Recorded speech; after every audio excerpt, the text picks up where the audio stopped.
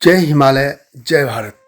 हिमालय लोग YouTube channel में आपका स्वागत है और मैं हूं जर्नलिस्ट डॉक्टर हरीशचंद्र लखेड़ा। क्या ईसाइयों में भी ब्राह्मण होते हैं? यह सुनकर आपको आश्चर्य हो रहा होगा, पर यह सच्चाई है। केरल, गोवा समेत भारत के बहुत से हिस्से ऐसे हैं जहां के ईसाइयों की एक बड़ी तादाद खुद को ब्राह्मण बताती है। नेपाल में भी कई बौद्ध हैं जो खुद को ब्राह्मण बताते हैं।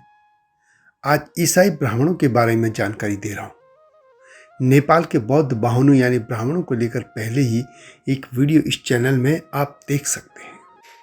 ईसाई ब्राह्मणों को लेकर जब तक मैं आगे बढ़ूं, आपसे अनुरोध है कि हिमालय लोग चैनल को सब्सक्राइब अवश्य कर दीजिए। मेरा एक और चैनल है एशियन न्यूज, उसको भी देखिएगा, आपसे अनुरोध है। वैसे तो ईसाई धर्म में जाति को लेकर कोई अवधारणा नहीं है, लेकिन भारत में धर्म परिवर्तन कर चुके ईसाइयों व मुसलमानों में बहुत से ऐसे लोग हैं जो आज भी जाति की पहचान लिए हुए हैं। मुसलमानों में राजपूतों के सरनेम आज भी मिल जाते हैं, लेकिन पसमानदा मुसलमान भी दलित और पिछड़ी जातियों से हैं। इस बार मैं बात ब्राह्मण ईसाइयों की कर रहा हूँ। गोवा, कोंकण, कर्नाटक, केरल व उत्तराखंड के कुमाऊं से बहुत से ईसाई अपने के वंश को लेकर साफ तौर पर कहते हैं कि उनके पूर्वज ब्राह्मण थे और उन्होंने धर्म परिवर्तन किया था। इन ब्राह्मण ईसाइयों को यह बताना अच्छा लगता है कि वे कभी ब्राह्मण थे। कुमाऊं में भी कई ब्राह्मण परिवार ईसाई बन गए थे। इनमें पाकिस्तान की प्रथम लेडी राणा लियाकत अली यानी आयरीन रूथ पंत भी शामिल थी। आयरीन का जन्म 13 फरवरी 1905 को अल्मोड़ा में हुआ था।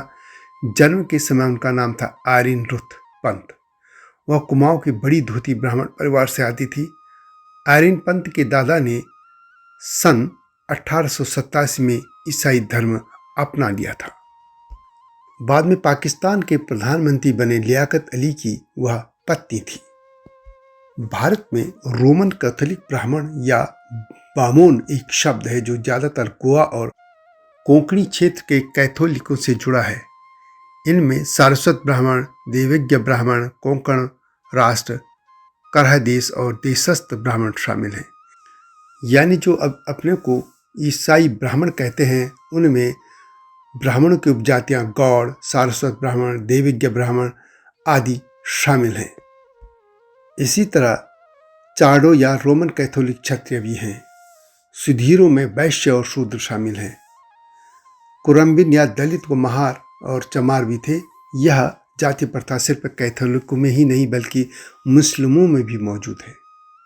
दरअसल भारत में सन 1250 और 1820 के इन जो कालखंड है उसके बीच बहुत से लोगों को पारसी, अरबी और तुर्क सुल्तानों और पुर्तगालियों ने धर्म परिवर्तन के लिए मजबूर किया था। ब्रिटिश, फ्रांसीसी और डच भी धर्म परिवर्तन कर रहे थे, लेकिन वे उदार दृष्टिकोण के साथ प्रचार कर रहे थे। कोंकणी शब्द बामोन ऐसे कोंकणी कैथोलिकों के लिए इस्तेमाल होता है जो ब्राह्मण वंश से हैं। क्योंकि धर्मांतरण के लगभग 500 वर्षों तक भी इन धर्मांतरित ब्राह्मण और उनके वंशजों ने दूसरे समाजों में विवाह नहीं किया, वे अंतर विवाही बने रहे। यानी ईसाई ब्राह्मण अपने आपस में ही विवाह करते रहे। उन्होंने अन्य कैथोलिकों के साथ विवाह रिश्ते नहीं किए। उन्होंने अपने पूर्वजों के कुछ जातीय सामाजिक मूल्यों और रीति रिवाजों को भी बनाए रखा, जैसे कि उनमें अधिकतर एक उल्लेखनीय संकर लतीनी कॉनकैटनिक संस्कृति का प्रदर्शन करते हैं। वे नए ईसाइयों के बीच ब्राह्मण के रूप में जाने जाते हैं और वे हाथ में कलेवा जैसा भी बांधते रहे। क्योंकि ब्राह्मणों के धर्म परिवर्तन करने से अन्य जातियों के लोगों को भी धर्म परिवर्तन कराने में मदद मिल गई थी, इसलिए मंदिर के पुजारियों को बहुत नुकसान हो गया था जो हिंदू मंदिरों के थे। ऐसे धर्मांतरित लोगों को यानी जो ब्राह्मण ईसाई बने थे, उनको चर्च और पुर्तगाली अधिकारियों ने बहुत महत्व दिया था। 1623 में पोप ग्रेगरी 15वें ने विशेष व्यवस्था के तहत यज्ञोपवीत यानी पवित्र धागा और अन्य जाति चिन्ह पहनने की भी अनुमति उनको दी थी।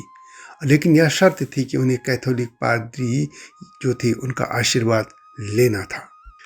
आमतौर पर अन्य जातियों के ईसाई कैथोलिक अंतर्विवाह करते हैं, किंतु बोमन ने कभी भी निचली जातियों जो समझी जाती थी उनके साथ विवाह या मेलजोल भी नहीं किया। उनके चर्च भी अलग थे। रोमन कैथोलिक चर्च के कानून और मानदंडों ने उन्हें निचली जातियों के खिलाफ हिंदू जाति जैसी व्यवस्था का भेदभाव करने से तो रोक दिया, लेकिन चर्च उनके लगभग अलग ही रहे। अधिकांश बोमन अब पुर्तगाली उपनाम रखते हैं, किंतु उन्होंने अपने पैतृक पूर्व रूपांतरण उपनामों को जैसे भट्ट, कामत, नायक, पाई, प्रभु, शेनॉय और शेठ को भी जारी रखा और इनको अपने तरीके से उनका कोंकणीकृत जो ईसाइयत कर दी उनके रूप भट्ट से भोट, कामत से कामोट, नाइक, पुई, पोरबो, प्रोबो, सेईस और सेठ ऐसे रख दिए।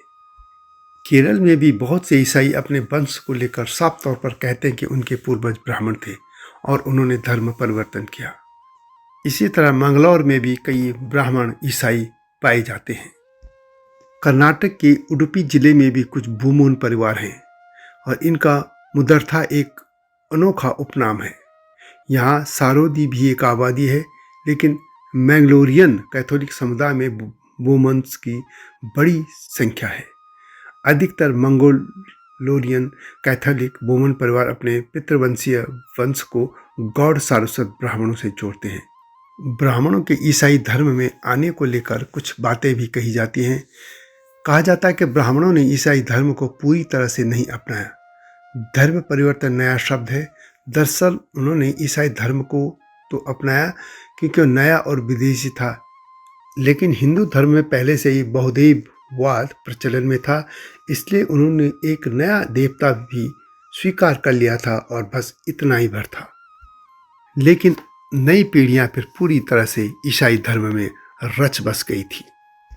परंतु सदियां बीत जाने के बावजूद उन्होंने अपने ब्राह्मण पहचान को नहीं छोड़ा और वे आज भी साफ तौर पर कहते हैं कि उनके पूर्वज ब्राह्मण थे।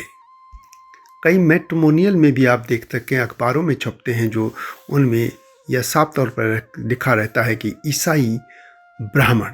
और यही एक बार मैंने भी देखा था और यही बात मेरे मन में थी, इसलिए मैंने इस विषय पर वीडियो बनाने की सोची। वीडियो कैसी लगी कमेंट में अवश्य लिखें। इस तरह की दिलचस्प कहानियों के साथ आपके सामने आता रहूँगा। नई गाथा की प्रतीक्षा कीजिए। तब तक जय हिमालय। हिमालय पे पेड़ हो तो गीत गाएंगी नदियाँ, गीत गाएंगी नदियाँ। पेड़ों पे चिड़िया है तो गीत गाएंगी नदियाँ, पेड़ों पे चिड़िया है तो गीत गाएंगी नदियाँ। माँ की लोरी जैसे होते हैं नदियों के गीत,